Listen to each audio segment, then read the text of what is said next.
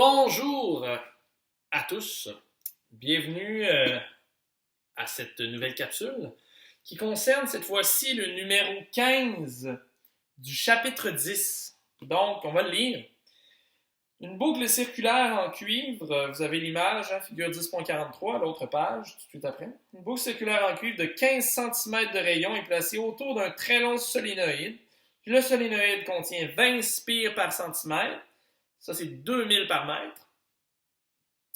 Son rayon est de 7 cm. La boucle est centrée sur le solénoïde et leurs axes se confondent. Donc, ça, ce que ça veut dire, c'est, pour ceux qui n'auraient pas compris, là, ça, c'est mon solénoïde. Et puis, tiens, j'ai ma boucle autour comme ça. Et leur axe central, c'est le même. OK? Vous voyez que j'ai beaucoup de budget dans mon salon, avec les rouleaux de papier de toilette et tout. Là.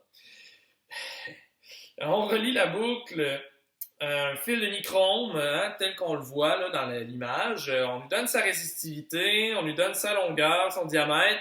Bref, tout pour trouver sa résistance.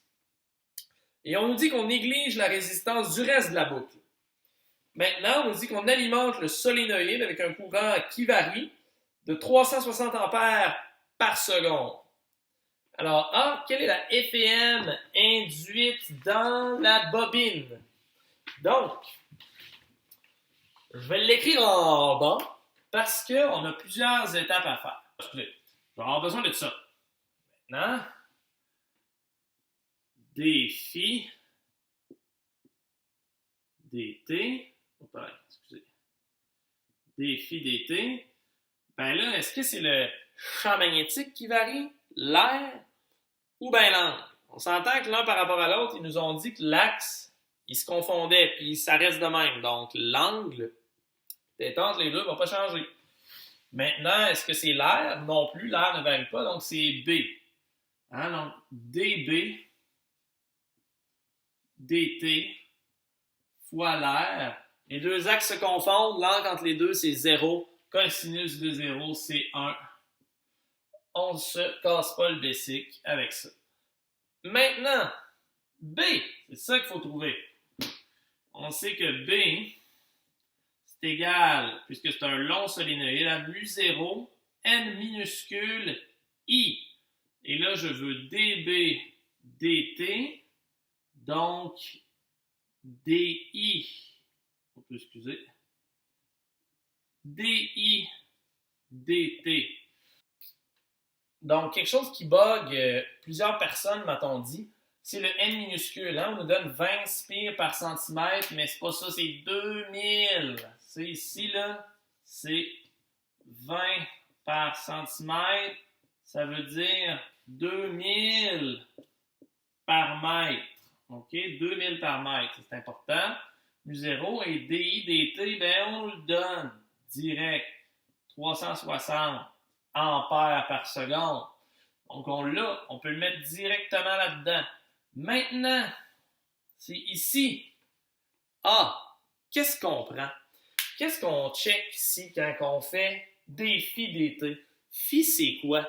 Phi, c'est, comme on en a parlé un petit peu dans l'autre vidéo, là, pour l'autre numéro du même chapitre, le numéro 16, phi, c'est le flux magnétique. OK? Donc, c'est le nombre de lignes de champ. Supposons que tous mes crayons, c'est des lignes de champ.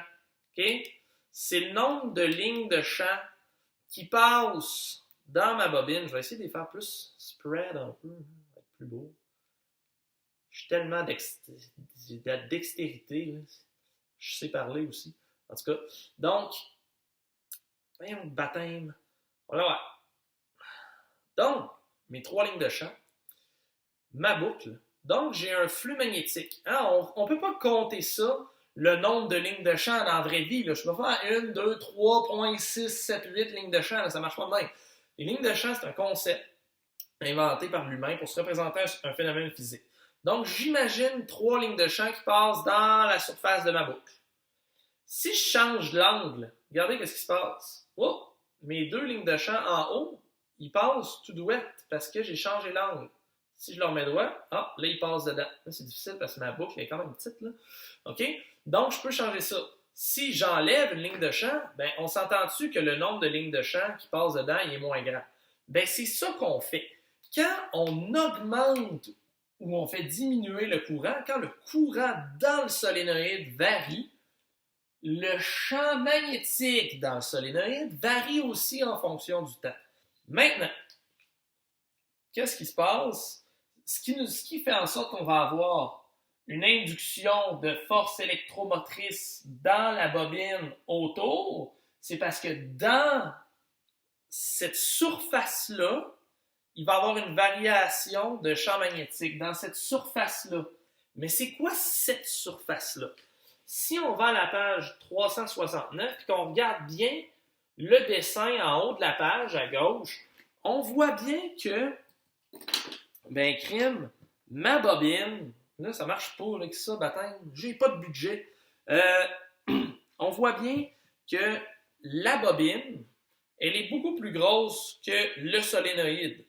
Donc, c'est pas vrai que dans l'espace entre ma main et le rouleau de papier de toilette, le champ magnétique varie.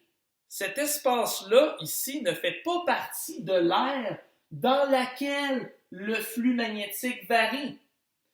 L'air dans laquelle le flux magnétique varie, c'est l'air dans le solénoïde. Si on regarde bien la photo en haut à gauche de la page 369. C'est pour cette raison qu'il faut prendre les paramètres géométriques du solénoïde afin de calculer l'air.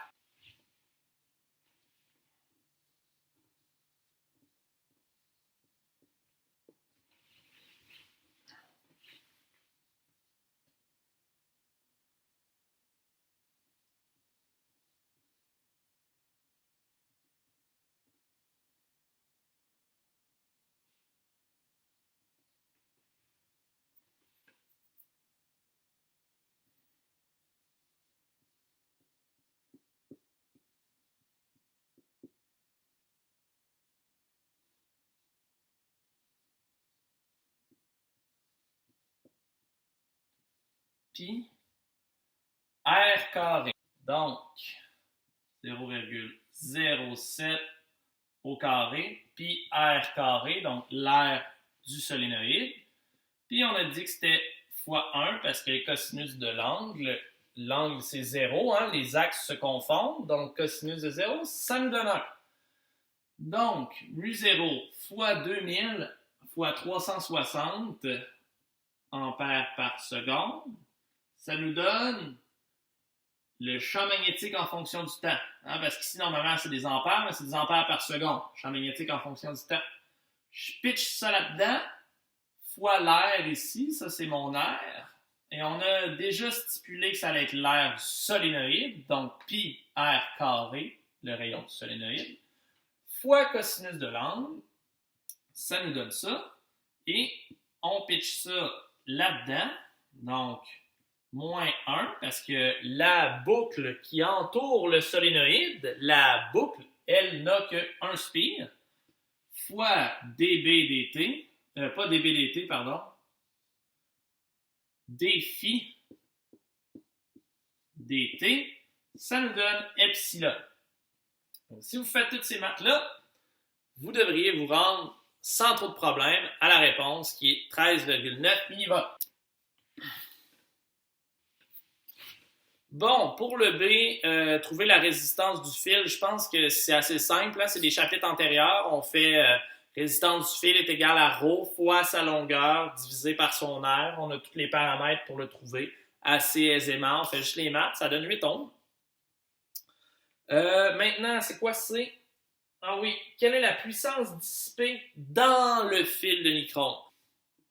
Puissance dissipée, c'est égal à R fois I carré. I, on ne l'a pas. En A, on a trouvé ça ici. On sait par la loi d'Ohm que epsilon, ça va être égal à RI. Hein? Vous avez fait assez de lab et de numéros sur la loi d'Ohm pour savoir ce que c'est. Donc, je vais aller isoler I là-dedans. Ça va me donner epsilon sur R est égal à I. Donc, epsilon carré sur R carré est égal à I carré. Je vais aller le remplacer ici. Puis ça va me donner R fois epsilon carré sur R carré, schlac, schlac, ça me donne epsilon carré sur R. Epsilon, vous l'avez trouvé en A. R, vous l'avez trouvé en B. Vous aurez juste à diviser l'un par l'autre. Et ça donne 24,2 picowatts. Donc, on est loin de pouvoir faire rouler le fameux convecteur temporel du Doc Emmett Brown. Donc, j'espère que ça a pu vous éclairer un petit peu. Je vous souhaite une bonne fin de session.